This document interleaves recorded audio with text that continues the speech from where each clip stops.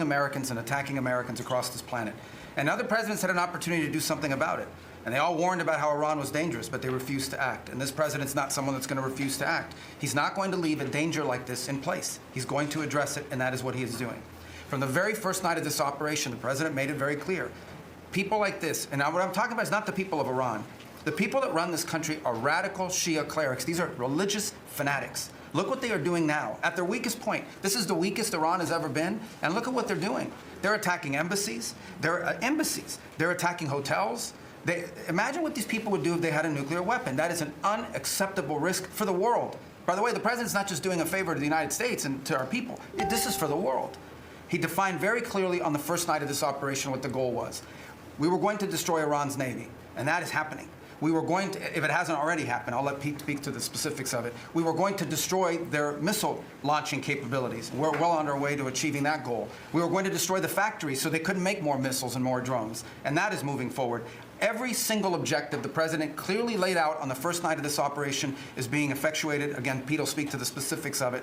This has been an incredibly successful operation. Every day, it may not get covered because, you know, we're unlike them. We're not bombing embassies and hotels. We're hitting military targets. But every day, the Department of War lets the drummer get wicked over every portion of Iran that has these military capabilities, and the results are going to bear fruit for the world. The world is going to be a safer and a better place when President Trump's mission here is achieved. And frankly, I think countries around the world, even those that are out there complaining about this a little bit, should actually be grateful that the United States has a president that's willing to confront a threat like this and not allow it to continue to persist. Because these people will kill as many Americans as they have a chance to do, and if they have a nuclear weapon, as the Vice President pointed out, they could kill millions of Americans in the future. And that is a risk that was not going to continue to exist as long as we had this president.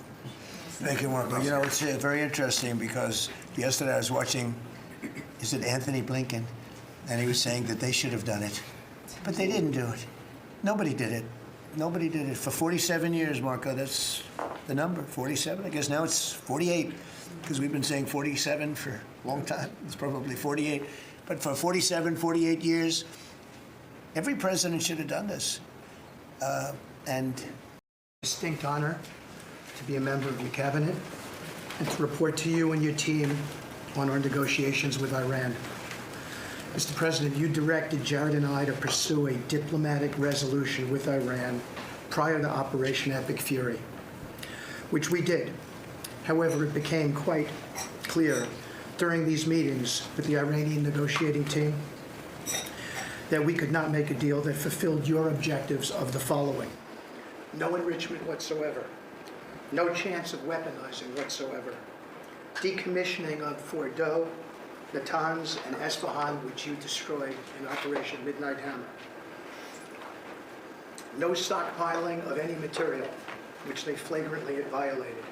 Turning all enriched material over to us, and a cutback in Iran's missile inventory and range capability of those same missiles. Throughout our meetings with the Iranians, we heard the following from them. The Iranians have the inalienable right to enrich.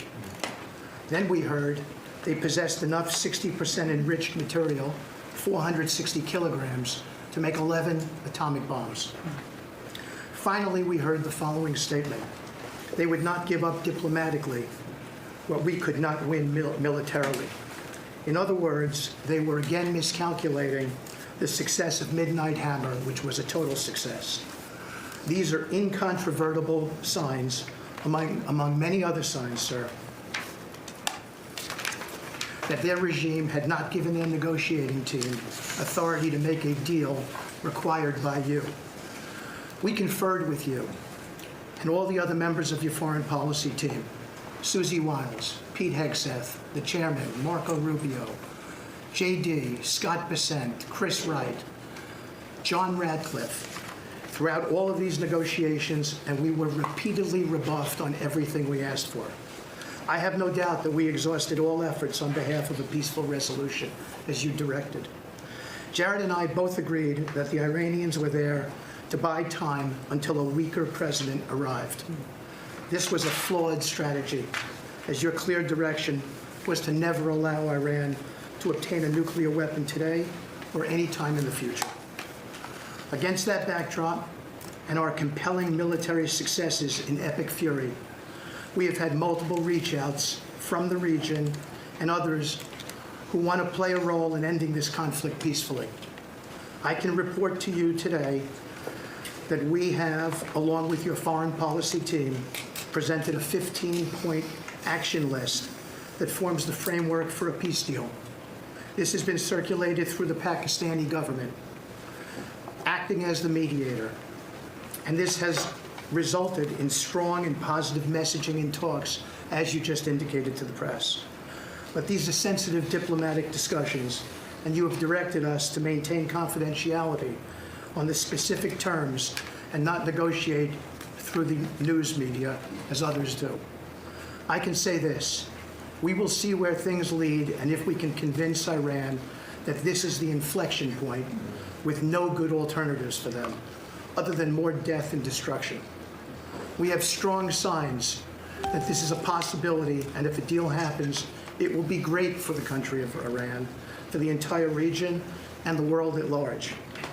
Your policy of peace through strength is the most effective tool for a diplomatic resolution here, just as this policy was an effective tool in each and every one of all of the other conflicts you settled in your first year. Iran is looking for an off-ramp following your powerful threat on Saturday. Your indications that you are willing to listen to peace proposals have been well received. You have instructed us that your preference is always peace, and that we should make that our priority. We have delivered that message, sir, along with the 15 points for peace. Finally, we have told Iran